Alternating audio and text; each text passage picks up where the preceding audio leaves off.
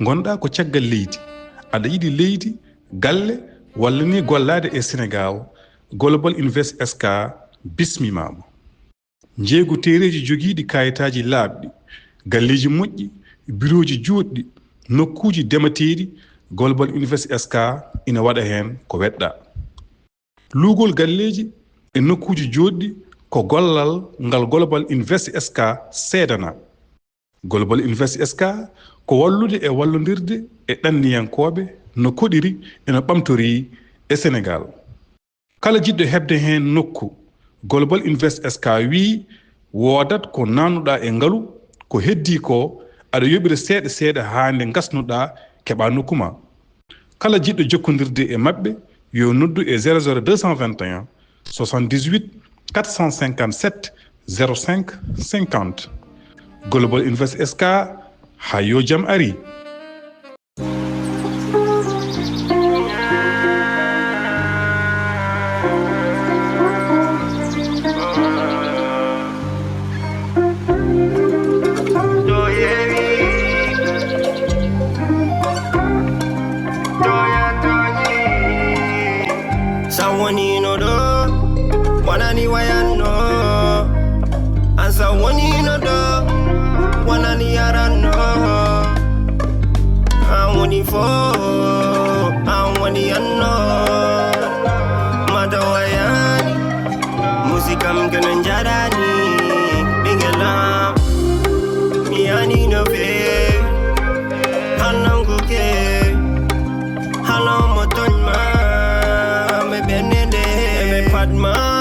Calma, ben darma,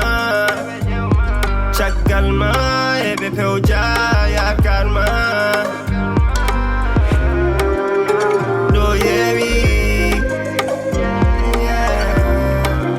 do ya toni.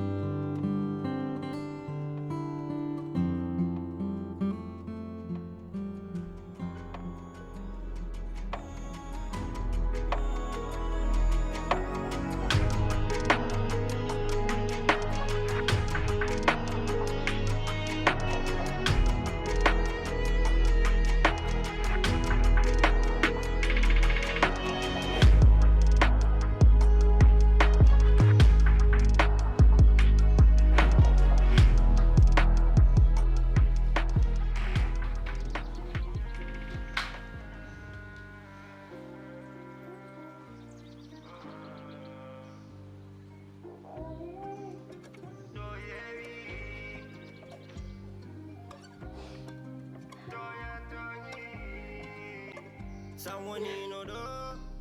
wanani wayano. Sawoni no do, wanani yarano. I want for, I want no. Madawayani, musikam gananjarani, bingelam, miani no fe, hananguke, hanomotonma, me benene, me padma, bene kalma, ben darma, chagalma, ebe peuja ya kalma.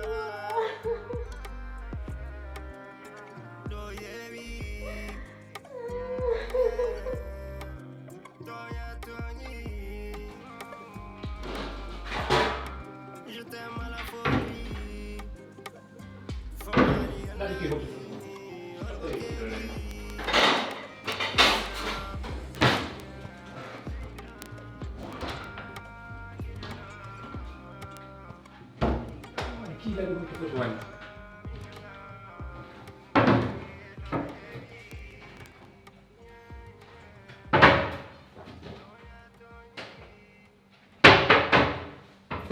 Love you, Tuan.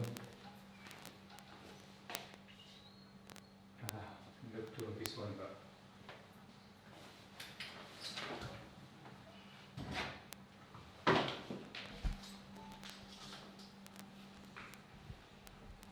mo wala juɗol probléme gallo pour to wuuro wawan awa ardegal mbaɗa ko welma bonna gala paɗe ɗi nguura noon mo méritani wuurdi fof mi allo Allah e balɗe makko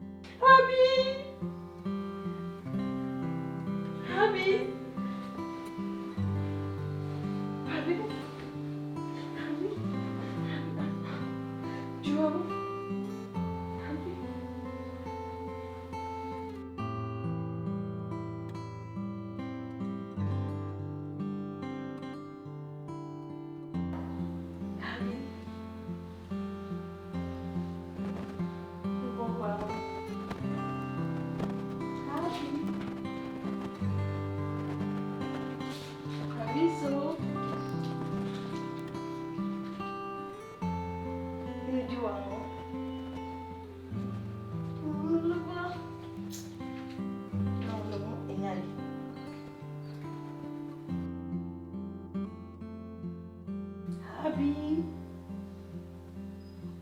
unajua moja ngari mimi more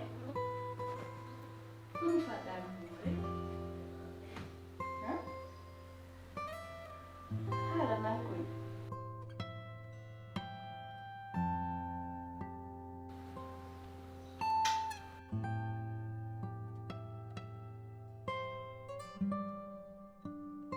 Habib! Habib! Habib!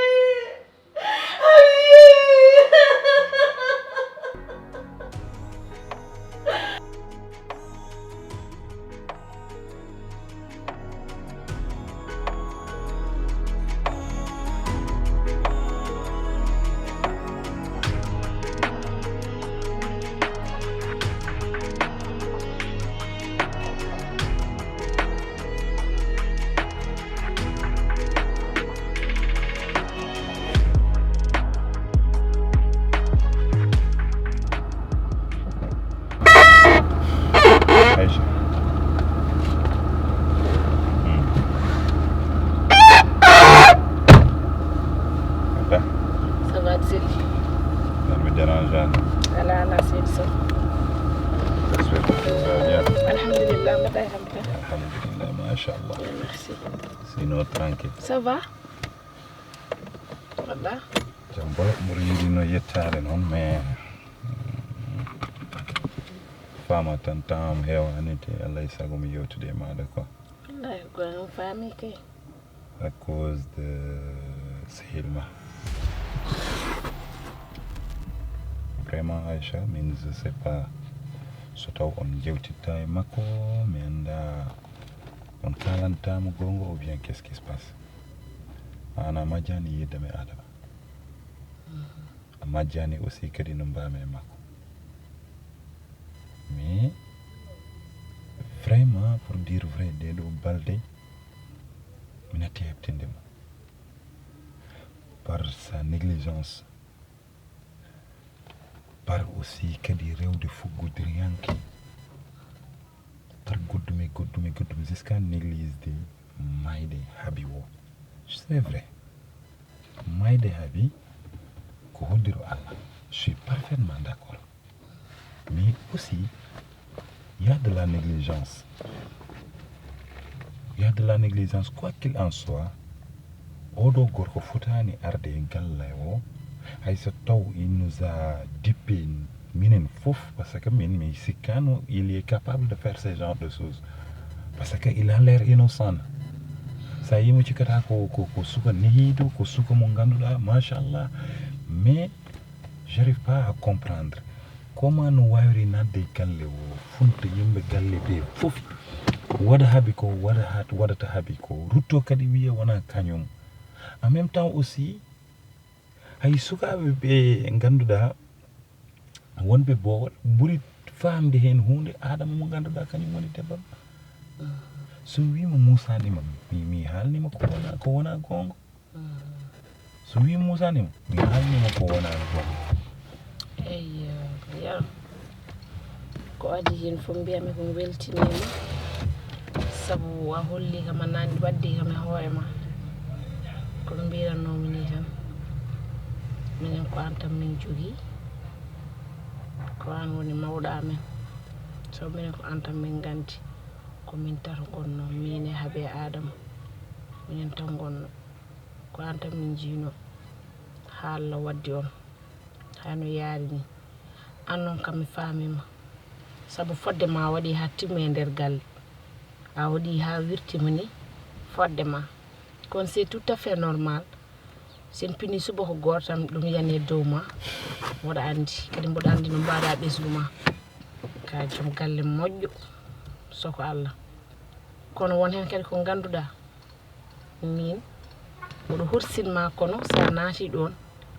il faut kadi jewten sabu yewtere hem ko gonga addi hen adama mboɗo andi no jiɗirɗama kono kankone kadi mboɗo andi no yiɗirma donc mi jaɓata ƴetta hunde fof aɗa fawa dow makko sabu hoddiru so ari tan neɗɗo ko naata e guite muɗum hayna loƴa ɗum yiyata ɗum kono ko adi fof ko hoddiru Allah addi hen no yaari ni welani hay goto mboɗo andi no muusma ene muusi kam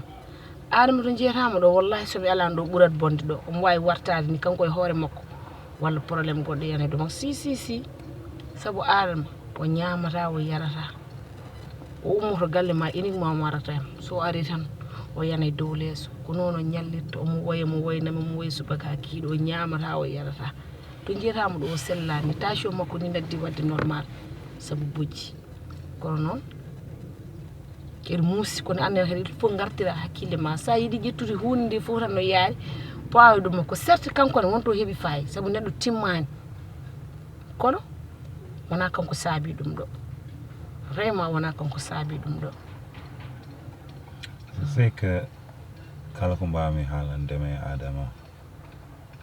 no wano no haabi wano e makko ni noon mbaɗa e makko noon waya haabi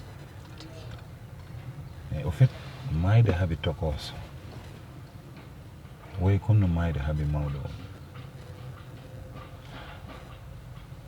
c'est vrai ko cukalel kono way comme no haabi mawɗo o ummiti kadi e juuɗam yeehi kadi imagine daña debbo ma mo jidda mo kursinɗa Sar Maimouna West African Food woni koɗo e nder Amérique. Sar Maimouna udditi restaurant mawɗo e nder Colorado ngam wallude bandiraɓe ɗanniyankoɓe. An jewnuɗo ñamele nokkuma garata koto Sar Maimouna West African Food. Omo waɗa ñiiri buna, ñiiri cengle laccire haako laru bettel baasi maaro e ko nandi hen hay ñamele tubakoɓe omo laaɓa konko sara maymuna jiɗɗo wawde ndefu ha no hannirta ni yo wat abonné e chaine makko youtube kala e mon jegiɗo inde yange walla cérémonie jokkodir e sara maymuna o walluma ha beltoɗa jiɗɗo yitude oɗo restaurant biteɗo sar maymuna west african food adresse o ko 50 91 Ecolfax avenue Denver Colorado 80 220 jiɗɗo jokkodirde e makko ha no hannirta ni noddir kon makko nan ɗon ruttimo jomiraɗo to daña ɓinguel ma dewel kadi guinnirama ɗum on kadi yeeyi somi wima ça fait plaisir mi haalima ko wonan gonga ene musi kono mbirumami ni tan welani hay goto kono ko adi hen ko wartata haqqille ma e Allah ganda ko Allah rokkunma haaɓe mawɗo Allah rokkunma haaɓe to hooso Allah kadi ɓuurma sollude nawi ɗum il faut gartira haqqille ma kadi julɗo salibta e muusi noon welani hay goto hay mo anda wonni hay mo anda en mbiyami so nani oɗo histoire en wawi musde ɗum kono hoddiro Allah tan mo rokkata hoore muɗum kadi kala ko Allah rokki ɗum tan ƴettat ganden ko ni Allah yiɗiri ko ni Allah yo Allah lomtin kadi il faut balla adama sa wallani ɗum ken wasoɓe adama kadde te nden ɓurata bonde fama ko ardi fof mbeɗa wima a jarama sibu kawral men ɗo henna noddirmami tan ko jaam sa yi mi noddima hande wonko puɗɗimi yiide to ngolmi ɗo mi noddiranima noon pour wonde sabiddema walla pour waddema ñawal sibi a yeehi min mi ari ɗum mi watta ɗum sibi ka debbo komi debbo donc enen foof ken rewɓe ken reseteɓe te hay debbo goto yiiɗa rese so gasi ummo e dewgal mum sa yi mi noddima hande wonko puɗɗimi wurde e galle he wonko ummo fuɗɗi waddema e galle he oɗo saaha mbiɗa wuura hon gueɗe ɗe ganduɗa komi famani oɗo saaha mbiɗa yiiya gueɗe ɗe ganduɗa mi famani oɗo saaha mbiɗa waɗa e nder galle he gueɗe ɗume anda so tawi an ɗum wurannoɗa mi yeehi hay intimité gorkam minen ɗiɗo min mbawa yewde jamma somiɗa leelo hoore mum ma Aissata ara nder galle he walla e nder suudu he ene walda yam nder suudu e caggal mum noon kadi mi nani an ko tafma yaltude gallo Aissata ne jeeya hen sibi kiram hakkude ma Aissata ne wonno ɗon ko ɗum taki gartuɗa e gallo aɗa hiranno Adama e ɓiyum Absa ay ko gurɗa ɗo ho mi wuuri ko ɓurɗum bonde oɗo ummu façon metti fof yiyam e oɗo galle ummu yeehi ha ƴetti liquide yuppe damal taro dam janmi garmi ganam ndi fof ni fusi ha koyngalam ngal ɗo heeli anen to battinimi e yaade clinique aji ngal ɗo koyngal mi ferimi hen hadde 500 000 e ngal ɗo koyngal te haɗani ɗo nde ɗum ɓuri famdude e gueɗe mo ummu ƴetti talki waɗe less dadɗuɗam ummu yuppi ayoji ummu façon bonande fof nde miijiɗa ummu waɗi kam ɗum e oɗo galle ha ko kalanɗa ham ɗo ko fof a wuuri ɗum e oɗo nder galle kono mi argami haalanma so hilam yo hakkille ma deej ummu ko an o yaltini ma aduna fof seeɗo nangue hoore kellew mi yaltinama gallo mbimami ummu kala ko wannoma yo wano meeɗa wadde ni simi min so Allah jaaɓi somi fewnituma e makko kono donkanɗamo ho komi waɗata parvenir wadde ɗum hoto hay batte muusa hen Absa mi nani haalama min so woni tan ko conseil am ko mbinamami ñanden ko ɗum tan mbitannomami ko ɓuuri yawde e yaccade mbaɗa no mbadmi ni jalta e dewgal ngal jaaha ƴewya gorko goɗɗo ɓuurmi yiyandema par ce que ngal ɗo dewgal min ko yaltini ham hen ko wona mere sa nani min conseil am ko ɓuuri yawde e yaccade yalte ngal ɗo dewgal jaaha mbaɗa no mbadmi ni fama ko fama ko wona ko Absa ho mimi yalta mi ƴewya dewgal gongal mi accamo ɗon e galle he ɗum weɓata ha ɓurta wona ko parɗo ko sagata ko cirŋiniɗo mbiɓe yo hawre hono makko ɗum noon a jarama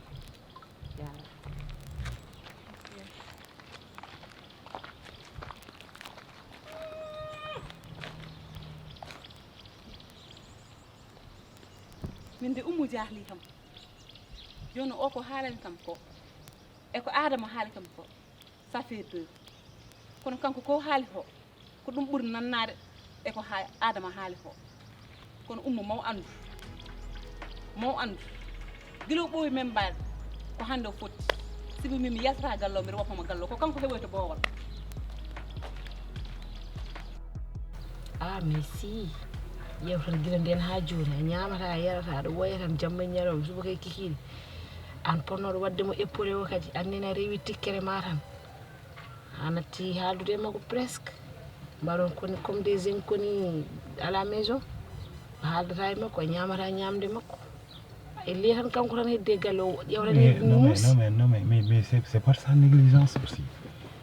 c'est par sa négligence aussi Aïcha kalden gongo certes kono kalden gongo galle o heewani yimɓe ha sakan neɗɗo no wawi nadde toon na waɗa ko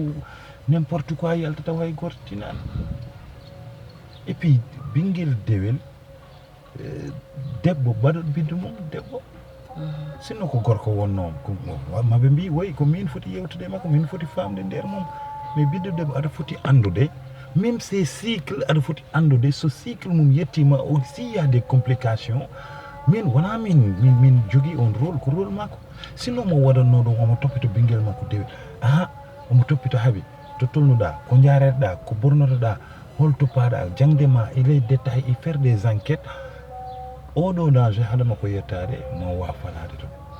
c'est en ce sens que tikkanmo eyi c'est vrai ces dernier temps mom o heeɓi fayoji saabu kilanede Binta natte nder galle ha joni kam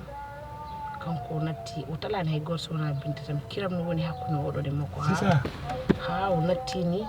toftade joom galle makko Binta wona nawliko wallahi wona nawliko kono et puis kadi ko ɓuuri kam musde sa haali o jetta tout le défaut o reproche ɗum o Binta wi ko Binta waɗi et on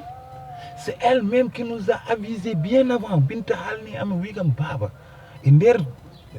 taw yimɓe no jooɗi à table amin ñaam Binta e hoore mum il a dégagé ça veut dire baba mbimi ha o wi kam est ce que aɗa andi haaɓi no yaltodira e sehil Oumar o en fait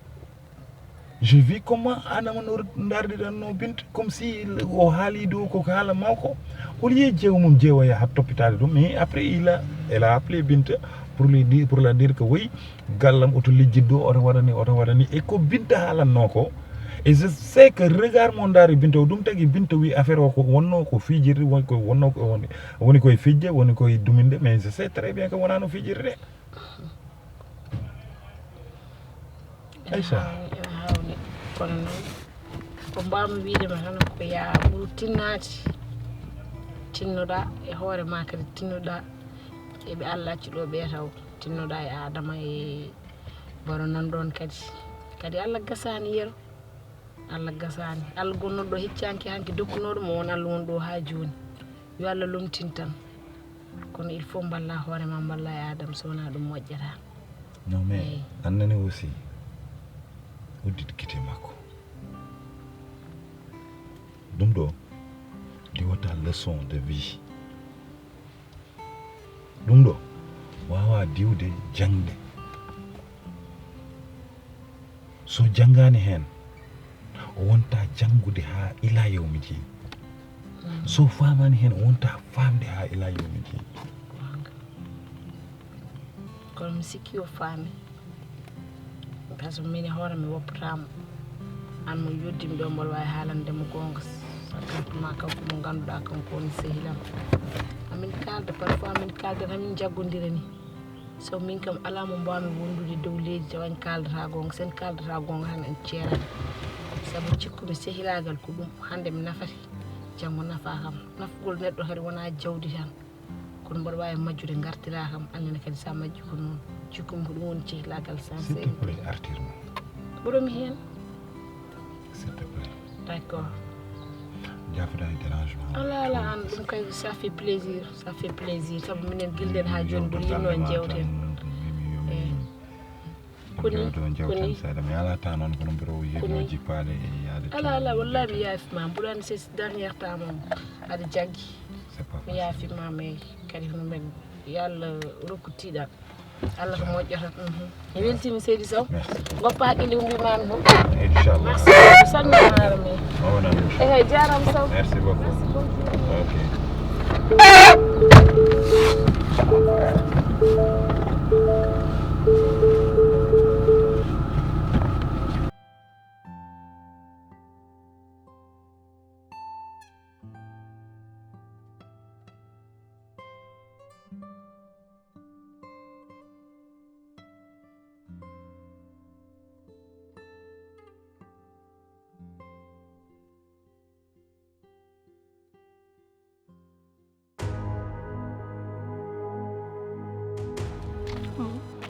ko woni ça va Seydi ko woni ko mbatta kam artu ni a watta seysi tan ko min nodduma kay sa waɗi seydi ma andu ko woni eyi holɗum cohluɗa ok jinnimami haalande baru ko laaɓi jogui dippi te ko an woni yillade nak ko ɗum tan mbaranmami baru laaɓi famani jiɗɗa haala a famani Ah. baru laaɓi yilloto ko an yilloto dippi nden pour bomdema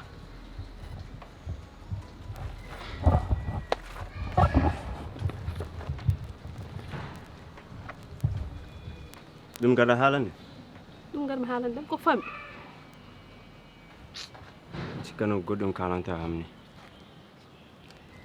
ko an haaɓi yariniran ko gonga ano sisi a wama accu guir Allah mais haaɓi yariniran mi wa hay to ubbere ne ubbere ni sah mi wawa hay tawede ɗum par ce que holɗum par ce que an nani kam eɗe caɗele e après joña sarin ko mbawɗa hen haaɓi ko miñiram comme baru no woniri miñiram ni Allah nawi ɗum mais ƴeew suusa hay arde tawede e ɗum ɗo makko joni mbimami an sa arin ko mbawɗa hen o fot ubbe tan o ubbama sa ari o ubbete sa arani o ubbete o ubbama ko kewi an anda ni ko mbaɗɗa oɗo anda ɗum wallahi anda ko mbaɗɗa o komin waɗi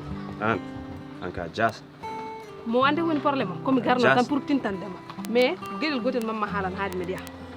ayi kurko ko ƴettuɗa ko doniɗa ko ni